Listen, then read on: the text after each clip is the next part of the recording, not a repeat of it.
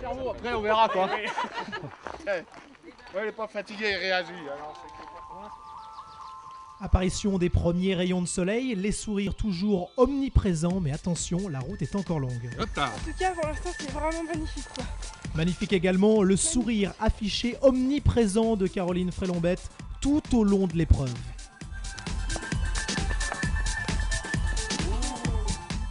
Les arches, des paysages dantesques que franchit Sylvain Camus. Le voilà, Sylvain de noir vêtu, toujours bien placé dans ce quintet de tête. Puis les feuilles mortes, attention, terrain glissant, vigilance requise, vigilance de mise.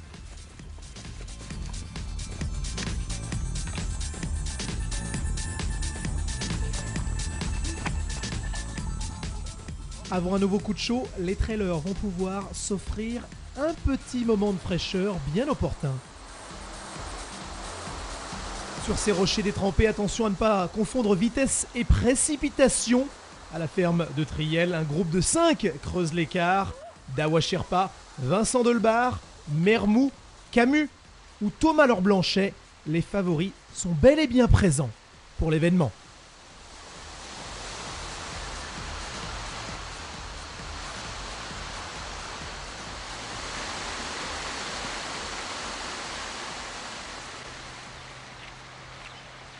La première césure, elle se fait au kilomètre 26 avec Thomas Laure Blanchet et Dawa Sherpa qui s'échappent. Derrière, Vincent Delbar reprend la 3e place au profit de Nicolas Mermou, victime lui d'un sérieux coup de pompe.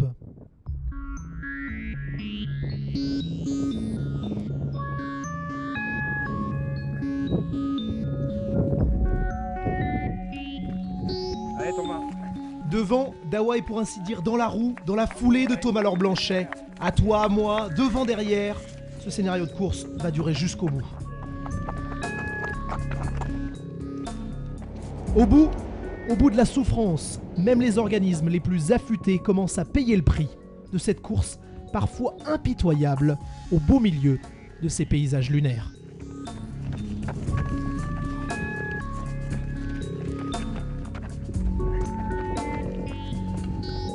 Et justement, à mi-parcours, on commence déjà à déplorer les premières pertes. Ça va?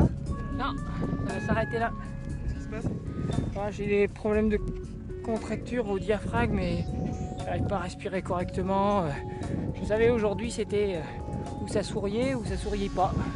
Ça souriait pas et là, malheureusement, ça fait vraiment trop mal depuis trop longtemps.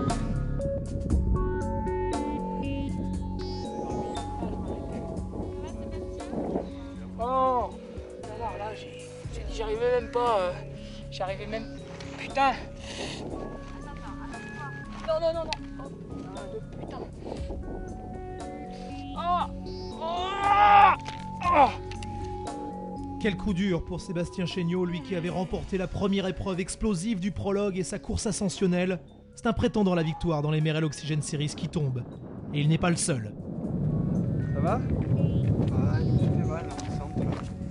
Ça fait 1h30. Pas du tout. En combat ou? Non, sur un appui. Sylvain Camus a chuté dans la descente, nouvel abandon, c'est donc à un rythme moins effréné qu'il regagne le bas. Ce col du Redondais, l'hécatombe, pourtant il ne marque que les 2 tiers à peine de ce parcours de 75 km, avec un dénivelé total de 4490 mètres. Comment ça va? Comme après, je sais pas combien, 47, 50 bornes, 44? Quoi, 44? Bon, après 44 bornes, alors. Voilà, un peu fatigué. Et il va falloir relancer la machine face à la densité de l'épreuve et la beauté de ce massif cantalien.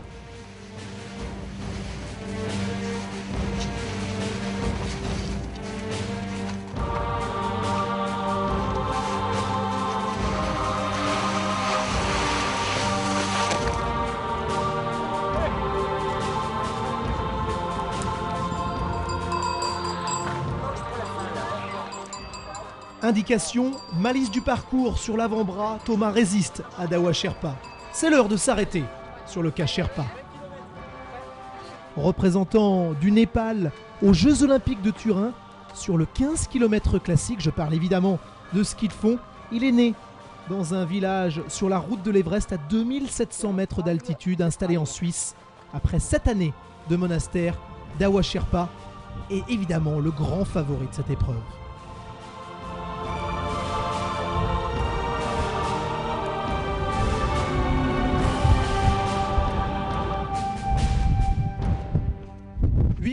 Derrière Thomas Blanchet, Vincent Delebarre, casquette verte retournée, vissée sur la tête, seul au monde à une 8aine de minutes.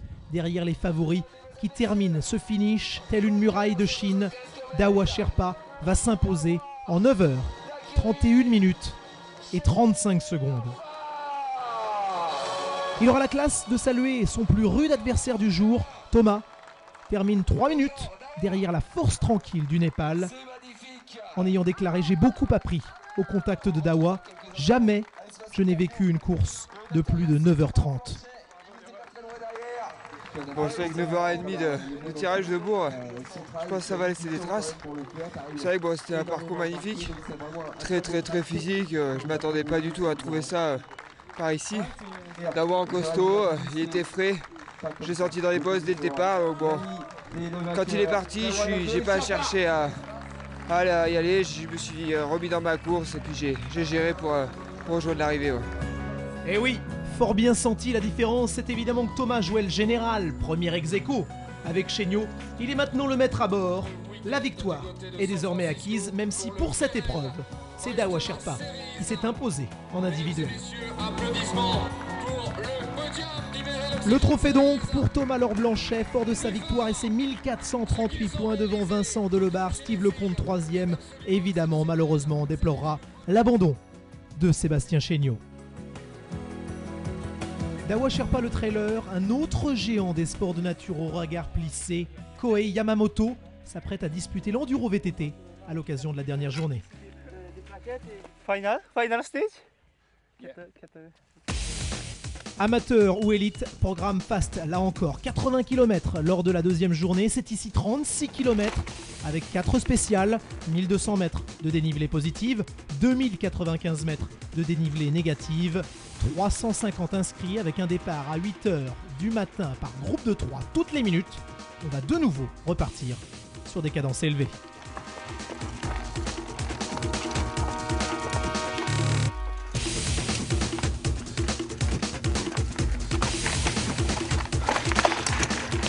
Un petit clin d'œil chez les femmes, Emeline Rago, Isabelle Noé et Anne-Sophie Pécheux se disputent la victoire finale. «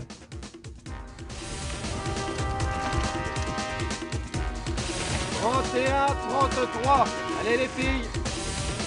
Le temps pointilleusement répertorié au passage de Stéphane Alix, Dossard 3146.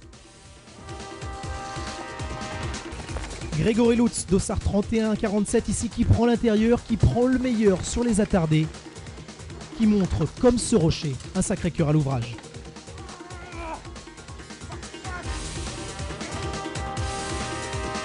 Libération, c'est la délivrance à l'arrivée de chaque spécial. On prend le moment de souffler, voire de s'abreuver.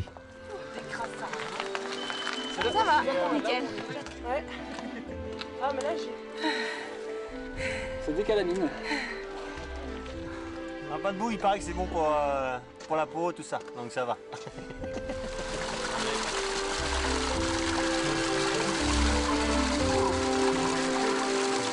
Allez, pour aller chercher.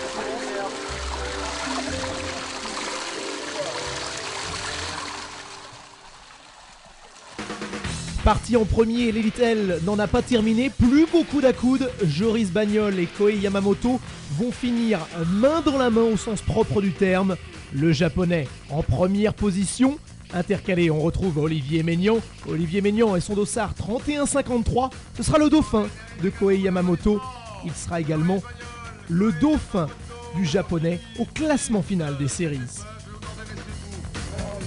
Confirmation en tableau, Yamamoto s'impose en 25 minutes et 14 secondes, 8 secondes devant Maignan.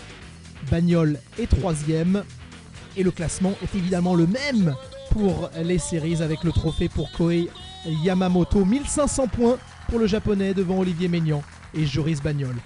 Un bilan extrêmement positif qui a vu 3047 sportifs s'exprimer, 450 bénévoles les encourager, un total de 12 000 personnes qui se sont donné rendez-vous dès le 2e week-end de mai 2010. Alors, à l'année prochaine.